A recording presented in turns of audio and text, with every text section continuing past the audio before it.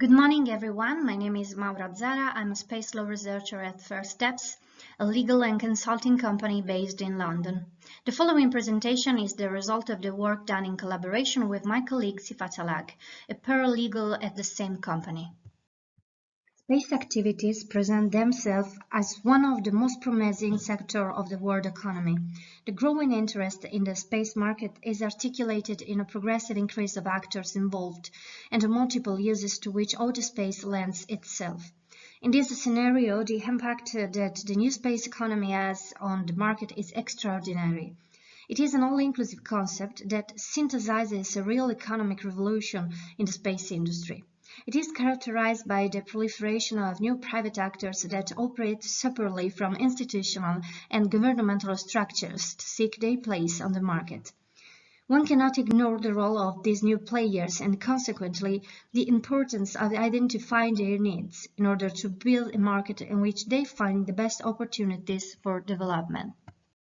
Which is why we opted for an empirical approach, doing a series of interviews with the founders of space startups, with the aim of identifying the difficulties that they encounter in their path, from the entry into the space market to the possibilities of profitable permanence in it. We focused our attention specifically on the legal and bureaucratic dimension in which new space companies are born and how they develop. From the results of our research emerge in particular three fundamental needs closely related to the contribution that can offer the figure of the jurist: the critical issues that arise in the communication between entrepreneurs and lawyers, and the consequent need to rethink the training of the jurists, the need for improving access to legal services, and the difficulty in gaining legislation of space activities. We conducted online semi-structured interviews with founders of 50 space startups based in 18 countries. The total revenue of all companies represented in the study at the time of interviewing was estimated to be around $76 million, equaling roughly 1.33% of the global investment in space startups. An interesting data to report is that the participants were mainly males, accounting for 47 or a little over 90% of the interviewees. With regard to the educational and professional background of the participants, the majority was engineering, accounting for 69% of all participants, or 27 interviewees. Business and management for 15%, science for 15%, and any other background, including legal, accounted for 1%. It should also be noted that 59% of the participants were already working in the space industry in some capacity before starting their own companies. The chosen method of analysis is based on the observation of the direct source of information, the founders of space startups, with the realization of a questionnaire related to their personal experiences as entrepreneurs that operate within the context of the space industry. These sets of questions covered several topics, such as idea formulation, budgeting, investment plans, perspective on the current state of the industry, and background. The interviews were analyzed using qualitative methods attempted to uncover and track patterns regarding the regulation of space activities and their relationship with starting businesses and their finances. In fact, the initial intention of the study was to provide a picture of the average space entrepreneur and advice on business planning for aspiring space founders. However, certain trends emerged in the interviews that piqued our interest, including information relating to the legal and bureaucratic dimension in which new space companies are born and how they develop, and the role played by the jurist.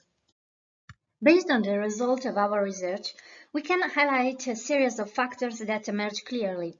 First of all, most of the participants came from a technical background that reduced their ability to read, understand, and interpret legal documents and terminology.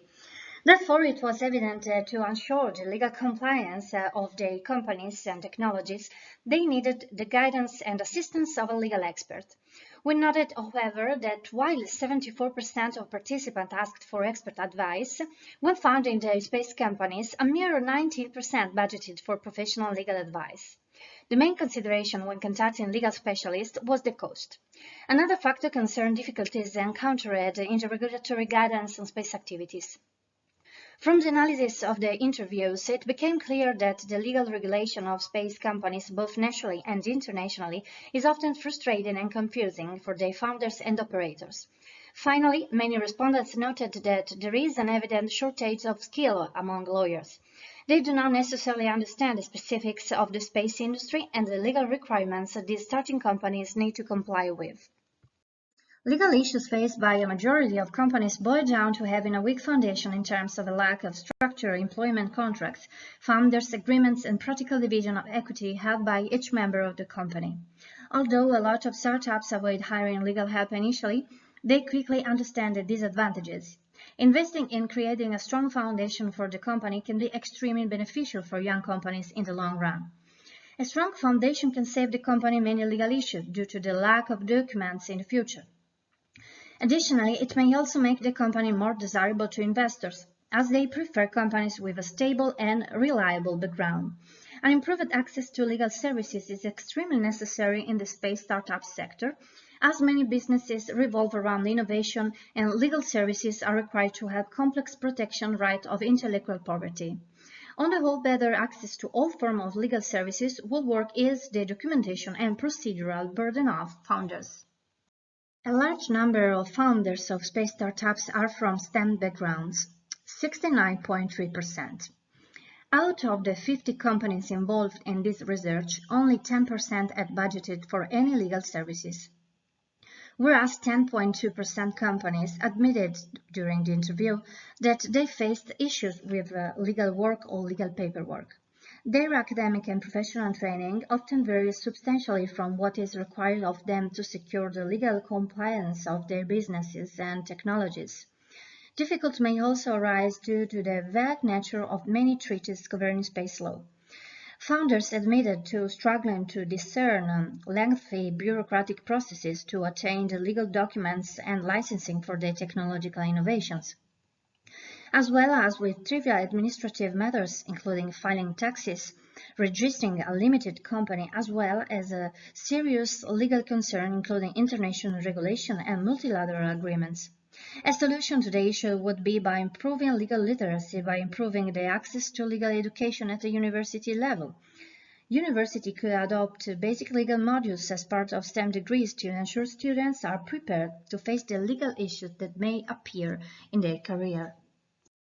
The field of space activities falls into a multidisciplinary dimension, a mixture of sectorial knowledge, scientific and technological, economic and financial, legal and bureaucratic, that must find their harmony in the current complex economic framework. It is therefore necessary to equip the jurists with the necessary tools to deeply understand the dynamics of the space sector. It would be useful to act directly on the training of the jurists, inserting specific modules in law school curriculums, focused on the process of entrepreneurship. But extracurricular programs specifically focused on the world of space activities are also an excellent resource. In this regard, there are on the international scene valid models of educational programs that are moving in this direction, and that should be implemented for the future. As the Master in Space Institutions and Policies, organized by the Italian Society for the International Organization and the Italian Space Agency, in collaboration with the Institute of International Legal Studies of the National Research Council, and the European Centre for Space Law course on space law and policy, organized every summer in cooperation with an Austrian institution. These two examples show the ongoing change in the educational offer in the field of space law and policy in response to the demand for an academic and professional path that is able to fully understand the phenomena of space activities. Thanks to our research specifically related to the phenomena of new space economy, we have highlighted the indispensable help of a jurist in the conduct of space activities, emerged from the identification of the primary needs of young entrepreneurs in the legal and bureaucratic sphere, which are the need of improving access to legal services, the difficulty in guiding legislation on space activities, and the difficulties in the communication between jurist and entrepreneur, determined by the multidisciplinary dimension of the space industry. On the basis of these considerations, we draw the conclusion that it is time to rethink the education path of jurists, which allows a declination of their role with respect to the specific dynamics and requirements of the new space economy. Thank you for your attention. Please refer to the links on the screen below to get in touch.